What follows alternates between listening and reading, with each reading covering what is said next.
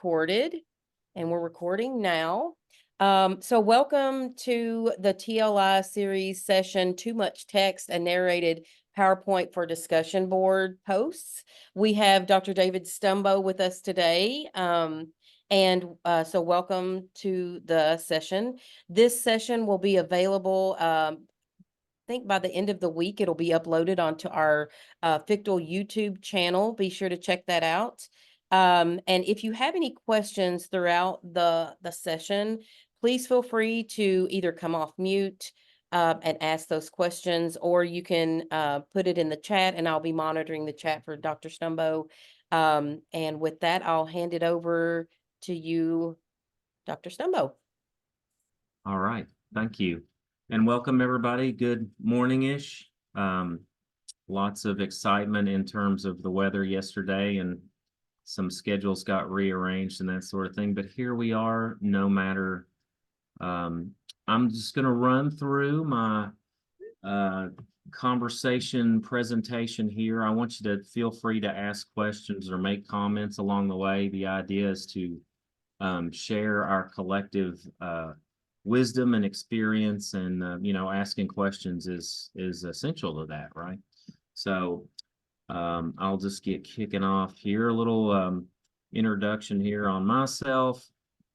I'm over in the Stratton building, which is also referred to as the other side of the world on campus. I'm in the College of Justice, Safety, and now Military Science, which, being just a bleeding liberal, is kind of weird for me culturally, but I like my job, and I believe in the work that I do, so it works out okay. Good crew over there. We have a great cafeteria, so it's not without its merits. I've been with Eastern, I've been full-time faculty since 2017, but I adjunct and facilitated probably online, probably for about 10 years before that, when I still worked for the great state of Kentucky. So I put about 20 years in with the state of Kentucky in an agency called OSHA, Kentucky OSHA, whatever. So educated myself out of that job, and then came on full time to teach occupational safety over at the College of Justice, Safety, and Military Science. So feel free to come on over sometime, have lunch. We do have a pretty good cafeteria. Parking is wide open. It's great, Don't tell anybody, but you can park in the Perkins lot for free. That's a big secret. There's a ton of police cars there, but don't be intimidated. The plan du jour is to run down a little bit about where I'm coming from in terms of my degree and the class that I am focusing on. This is sort of a bit of a case study. And so you'll just kind of know where I'm coming from. As much as I love the arts and more creative fields, this is not one of them. There's not a lot of room for creativity. I'll talk about how my practice of narrated discussion boards came about. Some challenges that I have encountered and that you may encounter should you take a stab at this, and outcomes. And like I said, feel free to ask any questions along the way. So we have both a bachelor's degree and a master's degree, and I have been faculty on both of those all along the way. But this particular innovation I used in the undergrad program, and specifically the OSH 370 class, which is Process Safety Management. Doesn't that just sound enthralling? You're like, what does this mean? There's definitely safety in it. There's some sort of process, and it's got a managerial slant. That's what you get from those, right? So over to the right there was a quick Google search on horrible industrial accidents. So what we're really talking about here is chemical processes. things that go boom, things that if there's a spill that, wildlife is potentially destroyed and harmed and that sort of thing. So we are trying to teach our students how to prevent those things from happening, right? We don't want, for example, in Richmond, we have a Sherman-Williams paint manufacturing facility up behind Lowe's and Aldi. They are covered by a very specific OSHA regulation on process safety.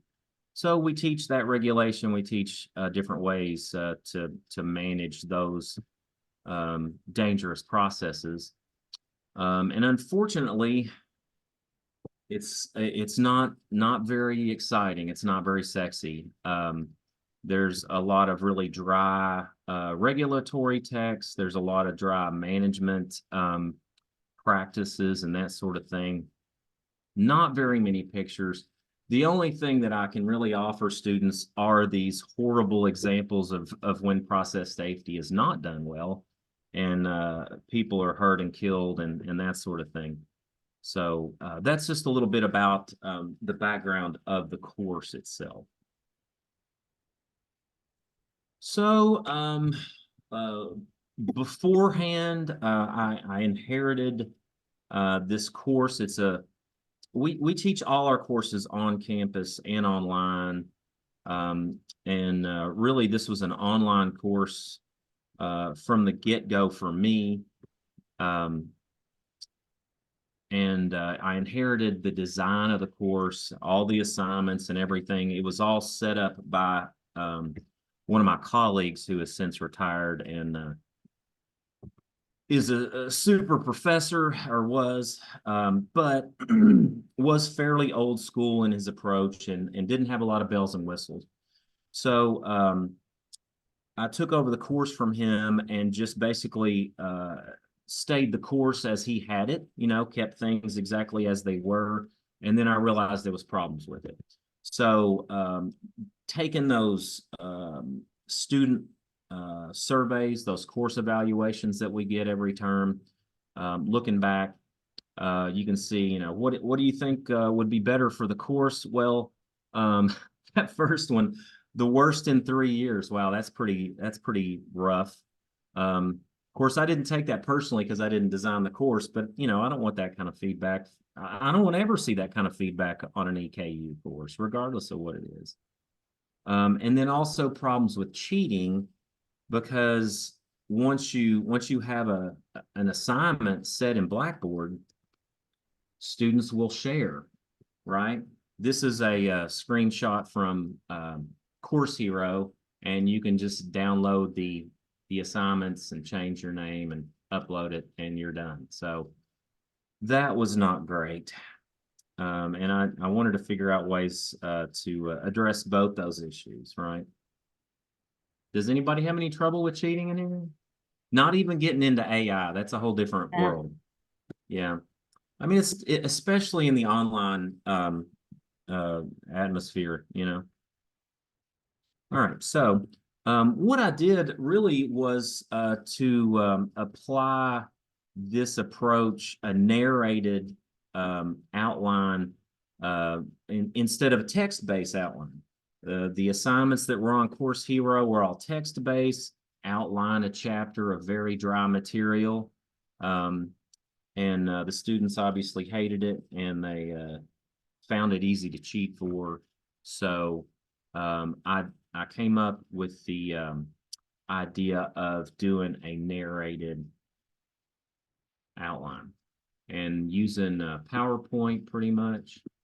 I'm going to see if I can get this to play. That may be a little tough.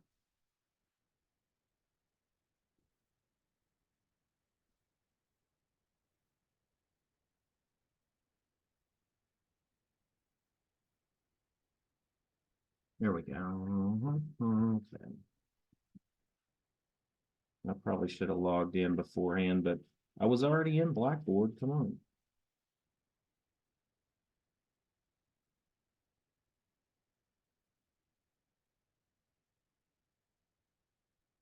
Thank goodness for our two-factor identification. Here we go. So just a quick, look at this. Hopefully, you can see that they have sort of inserted a recording there in their PowerPoint. I don't know if we'll get this to play or not. There we go. Come on.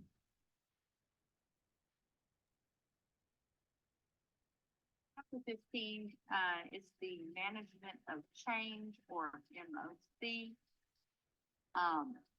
It's called the minute by minute. Did you guys hear that?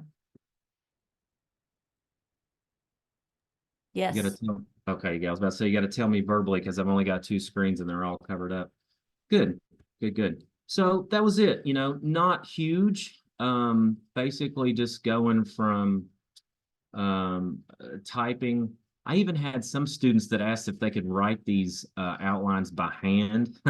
And then I'm looking at, handwritten, uploaded files in Blackboard, and that was a nightmare. But anyways, we went to the narrated PowerPoint, and it was certainly more pleasing to look at if you were me, if you were grading. I got a lot better feedback, good balance of papers, outline of the course in section. The textbook, which is like I mentioned, very text heavy anyways, no pictures. It seemed like the students really liked it. So I was encouraged by this. And it was implemented as just one assignment of many. I didn't change all the assignments in class this way. I didn't apply it to the discussion boards yet. It was just, hey, let's try this on one particular assignment and see how it goes. So then I thought, this is good. We will apply this to the discussion board, right? We had some older text-based discussion board prompts. And I don't know if you guys are familiar with this or if this is how it's done in your courses, but sort of the standard procedure in Blackboard discussion boards is there's a prompt or a question. The student makes an initial sort of lengthy response and then a couple of back and forth responses to their peer responses. So I somewhat kept that, but I made the initial post, their initial response, be the same narrated PowerPoint, but in this case, I added not just the audio, but also video. And in my mind, this is great practice. This is great practice for them doing Zooms or creating their own training presentations, going forward in a practical sense in the professional world. I feel like this is sort of the state of the career. So anyways, we added the video narrated PowerPoint. One thing, this example here, you can see there's actually two questions at the bottom, but I included directions on how to do this in every single week, right? We have either 6 or 8 week online terms. So each week has both the directions on how to do the narration or video narration. And also I added a video of myself going through basically a how-to video, like here's how you can do this step by step, and put that in each week. And it seems like I get very few students reporting to me that they're lost. Like, I don't know how to do this, or I don't understand. Those kind of broad, not really very easy to address concerns and questions. I don't get many of those.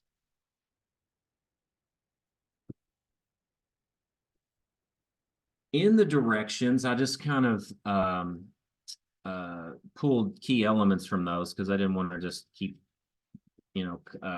doing screenshots for you folks, was I like to put things into an essential content, like here's, answer this question or questions, how to do it, how they're going to respond using PowerPoint, and then uploading that PowerPoint onto the discussion board for their initial post. Now, the response posts, I left those as text-based. And then I find it to be really best to provide some parameters and some formatting instructions. For example, in that third box there, first slide, I want this. Second slide, I want this, and so on and so forth. So in other assignments, I do have some other sort of project-based assignments. It's even more detailed, and there are more slides than this. But at least for the discussion board, I was like, the first couple of slides, this is what we want to see. And then the 4x6 rule and other things about making PowerPoint readable, font size, that sort of thing. And then presentation skills, right? Speaking clearly, introducing yourself. Those are all, you can all package all those in this assignment, right? Which are high value skills in my opinion. So all these things are also in the how-to video that I record myself. So let's take a look. I will again hope to run an example here. Let's see how this works. Yeah, there we go. So PSM, that's the process safety management. LOI is what's referred to as a letter of interpretation. It's kind of a quasi-legal document. The prompt for this particular discussion board was to go out and find one of these letters and basically summarize it. So here's my student. Let's see how he. This discussion board, I chose the LOI from March 14, 2003. This LOI was a response to Kimbra Taylor, who was the Deputy Secretary and General Counsel at the Kentucky Labor Cabinet. In the original letter dated February 13. All right, you guys are like, oh my God, I want to die just listening. It's not the easiest thing to listen to. Not all the students are, professional narrators, but I have noticed that they grow, they improve over the term. I will give them guidance and feedback like, hey, you need to speak a little more clearly, or it's, you're rambling, or whatever the case is. And generally, they get better over the term just out of practice. And I don't know. I feel like by and large, they enjoy it. So some other things that I have added along the way are some detailed tutorials in Blackboard, usually under the course documents tab, but everybody may set up their Blackboard shells, or as it will be, Canvas shells going forward. But all the many different ways that they can accomplish the task of the narrated PowerPoint, right? I don't know if you're familiar with Screencast-O-Matic, or Blackboard has its own recording function. Putting in YouTube videos, all kinds of options for them, right? Some students may find one method works better for them, for example.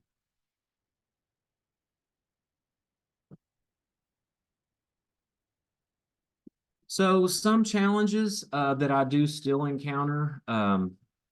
The first is probably the most frequent, is the large file sizes that can result.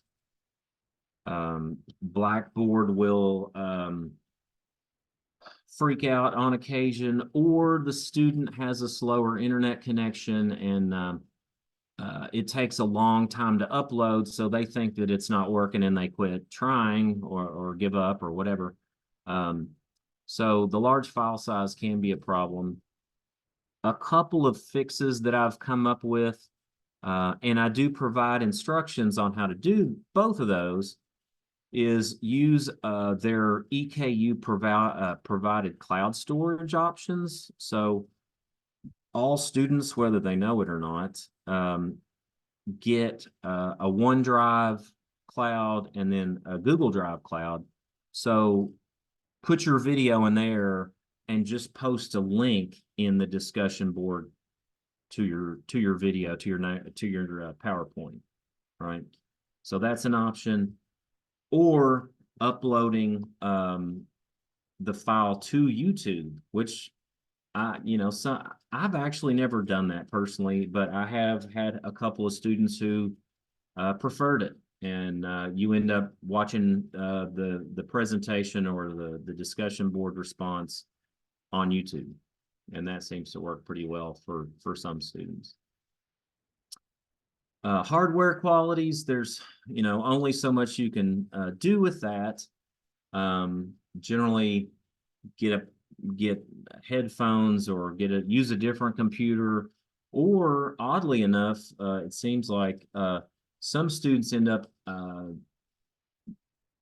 producing a better response using their cell phones just because they're higher quality. And then the final one down there, and maybe you've run into this on other applications, but something that I refer to as Mac problems. Problems with Macs. They don't record in the right video format or whatever the problem is, and it doesn't work in Blackboard, the type of file they upload. And I'm just not very much of a Mac guy. I'm not very familiar with it or how to problem shoot it. So I just even put this in my syllabus across the boards. I'm not a Mac technician. You're going to have to contact EKU tech support. I really just can't help you. I'm sorry. And leave it at that.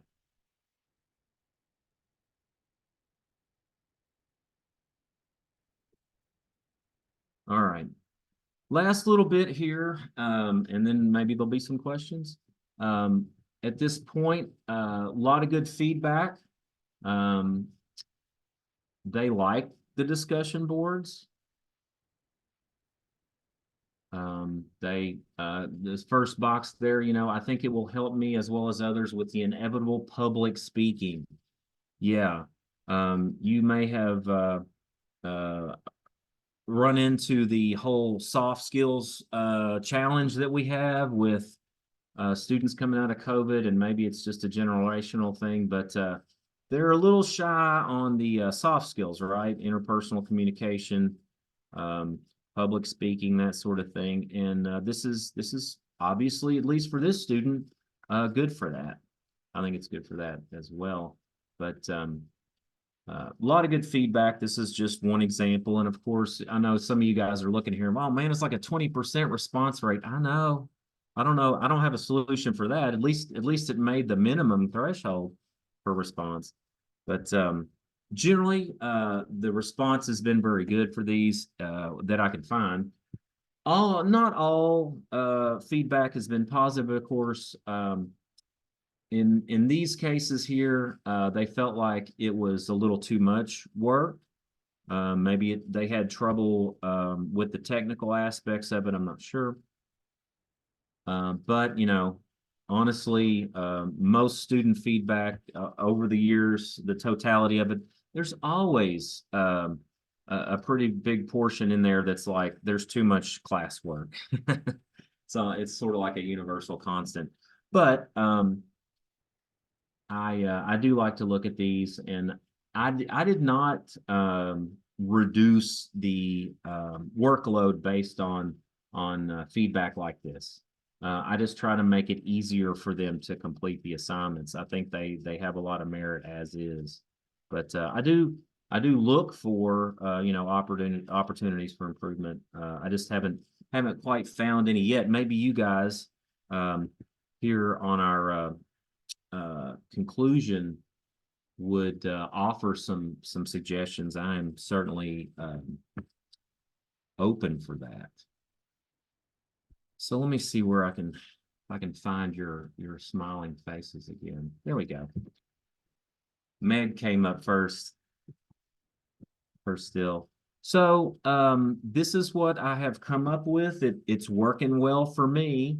Students seem to like it, at least in the online world. Does anybody have any questions or comments they'd like to throw out? Emily's got her. Am I supposed to do this? Should I just call on them, or does my awesome facilitator want to do it? I'm fine.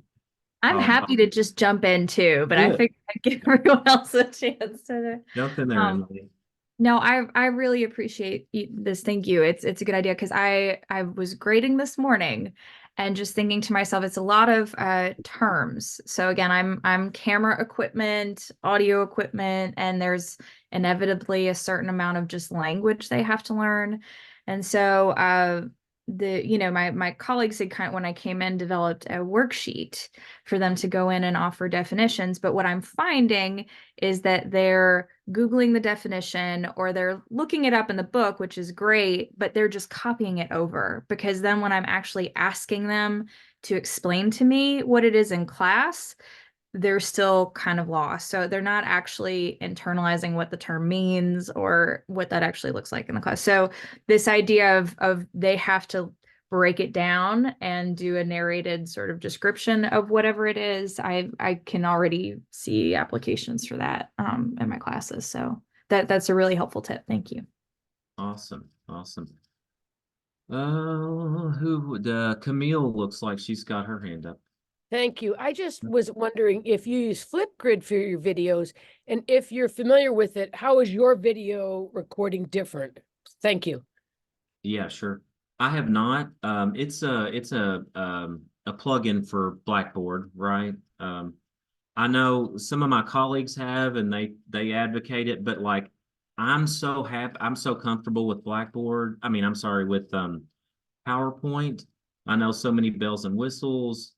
Honestly, I feel like PowerPoint allows them some creativity. You know, I get to see different backgrounds. I get to see different arrangements.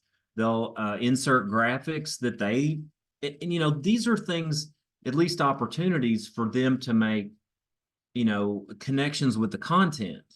So have at it. Now, some of them are plain and boring and they do the minimum, whatever, but some of them, you know, they really get into it. So I can't fault it, you know. Also, the Flipgrid thing, I kind of wonder how portable that is. Like once Blackboard goes away, what's going to happen, you know? So I just feel like PowerPoint's got more staying power anyways. So, yeah. That's Yeah. definitely one of the conversations that they've been talking about with the new Canvas things, what applications are going to be able to integrate into those. And Camille, I thought I had heard something about Flipgrid, but I could be wrong. It could have been one of the other ones. I've been on a lot of these calls. So, but I know that is one of the things that they're looking at. What applications can we use that are easily integrated into Canvas, and that'll be part of the training that comes out as well. So The you know, kind of an added bonus within our subject area is that the students can use these going forward. They can use them professionally. I forgot to add it, but you know, I got some nice feedback from this very course just in the A term about, you know, thanks, Dr. Stumbo. This was really great. I learned a lot and I'm using it in my current job. A lot of my students are working professionals, you know. So it's something that they can leverage.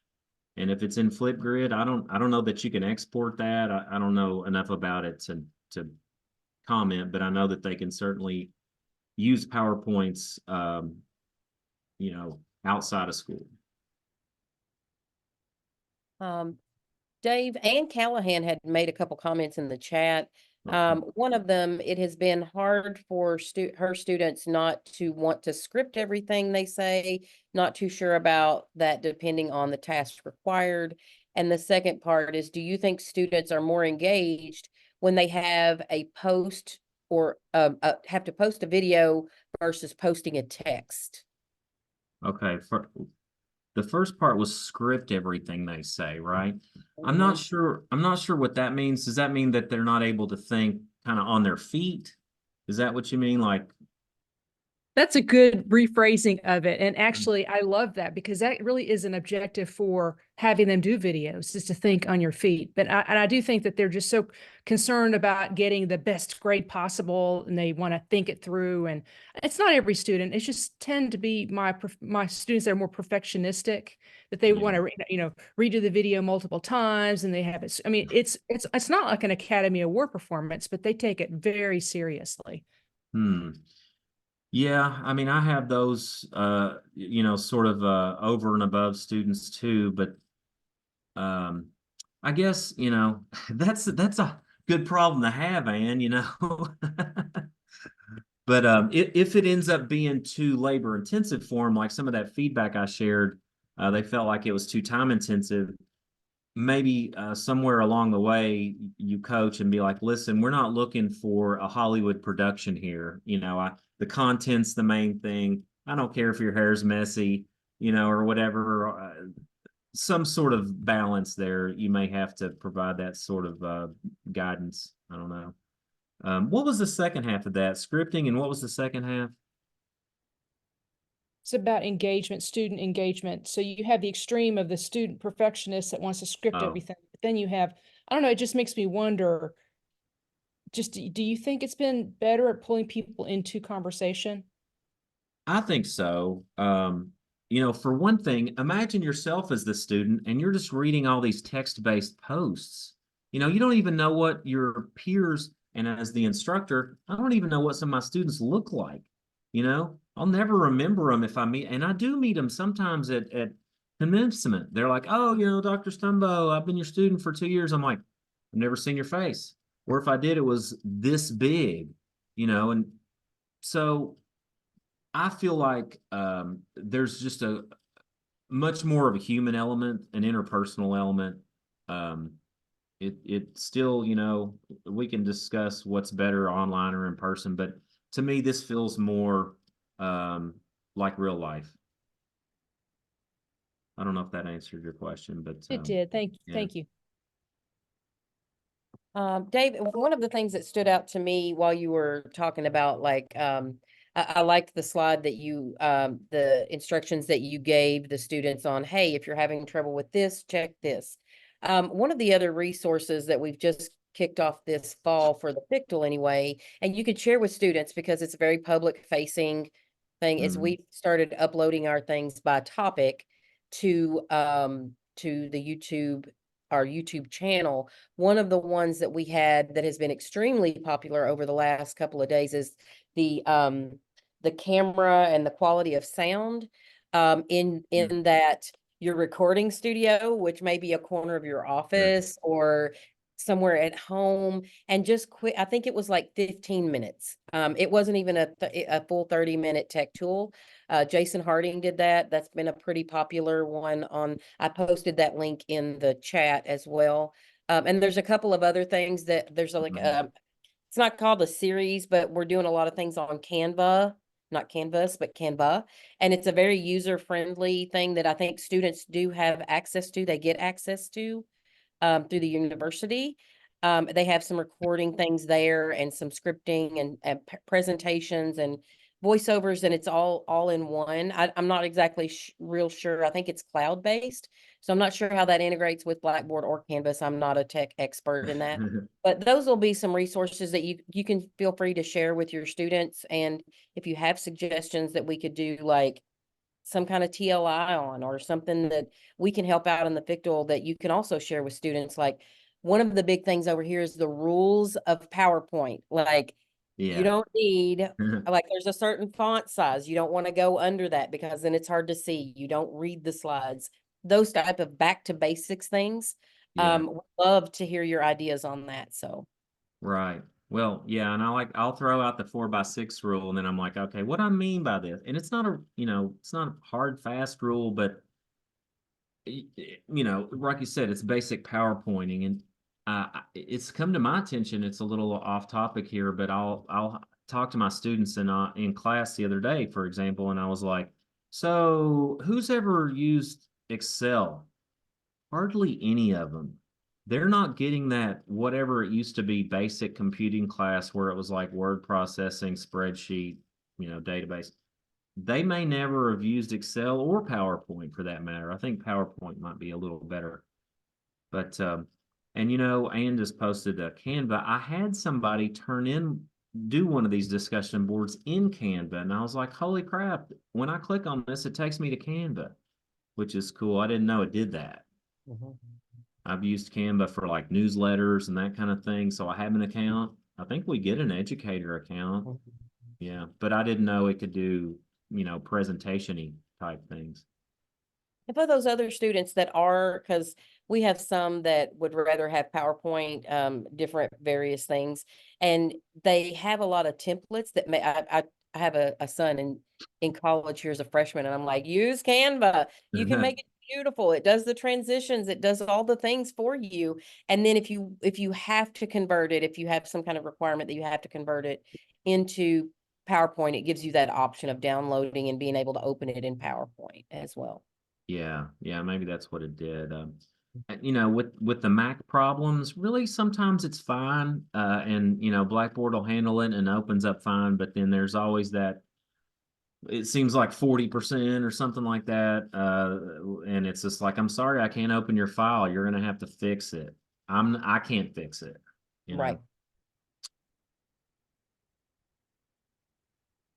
And especially with students, I think that the gurus, or what they call them now, the geeks or whatever, they are very more comfortable with Macs than sometimes IT. And that's not a slam on IT. It's just more faculty have PCs than or Windows-based units than Macs. I have a Mac.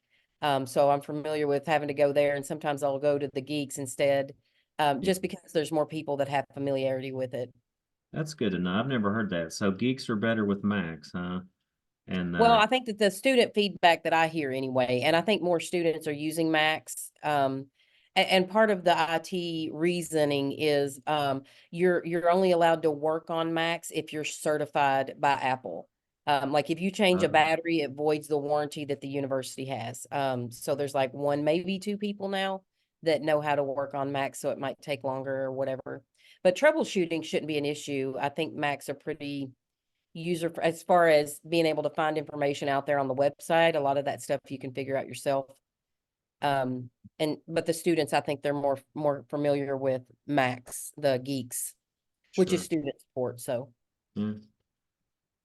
okay. Anything else in the chat at this point other than the great Mac PC divide in America? I do have a question about the use of discussion boards. Oh, okay. Sometimes I find that a little clunky because of how you have to go through the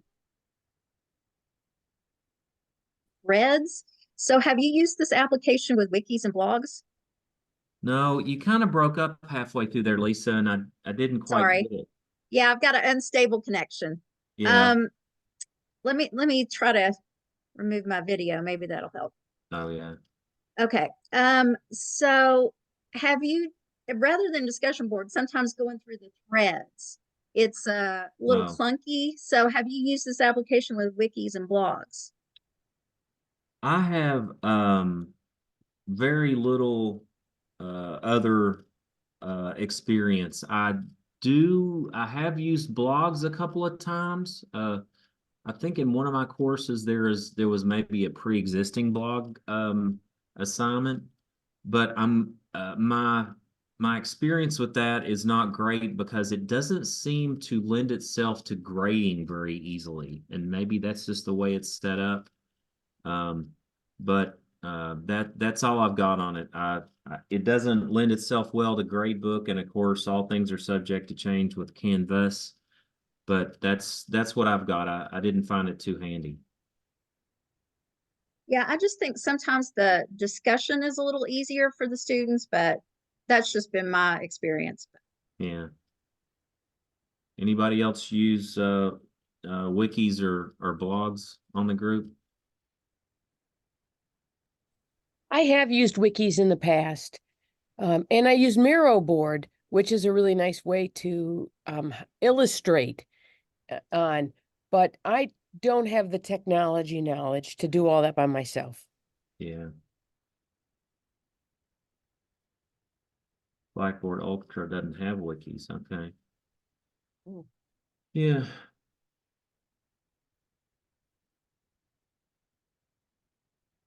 Well, any other questions or comments?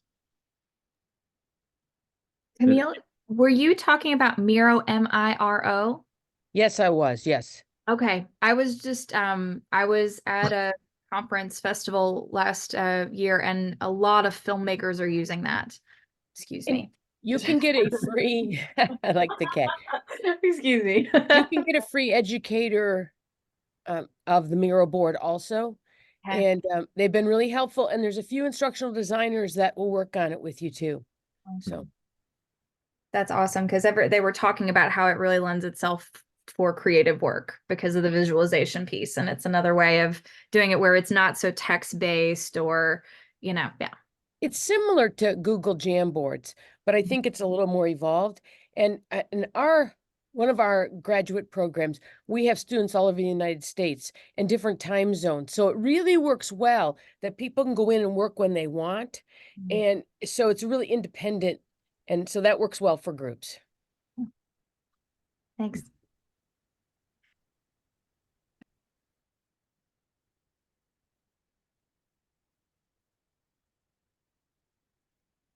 Anything else? Cassie, you got anything? Well, if no one else has any questions, we'll go ahead and close out the session. Thank you so much, Dr. Stumbo, for sharing your tips and tricks with us. Again, this session is going to be recorded. If you missed any part of it, or if you want to share it with someone, it will be uploaded on the FCT&L YouTube page. If you just Google FCT&L YouTube, it'll take you straight to our page. Tomorrow is a 30-minute tech tool in the morning at 9 a.m. We'll have one of the instructional designers. It's been a very popular session, the basics of Canva. So if you're interested in that, or you want to share it with your students, I think students are pretty comfortable with it, but that will be tomorrow morning. Either, jump in or grab the recording to Friday afternoon. And then next week, as the next TLI that we have is going to be on the Thank a Professor program. Laurel Schwartz and Krista Kimmel were very integral in that process. And it's all about kind of what David and I were talking about at the beginning, how to recognize faculty in low-tech type of ways with student feedback. So that'll be a refreshing topic. It's nice to receive those that positive feedback from students. It was astronomically, it was just amazing how it blew up this year from last year. So check that out if you want, or check out the recording. And if you have any questions or suggestions on other things that we can help out in the FCT&L with, be sure to email either me directly or fictl@eku.edu. Thanks for everybody's contributions in your discussion, questions, additions. You guys have a good week. Have a great day.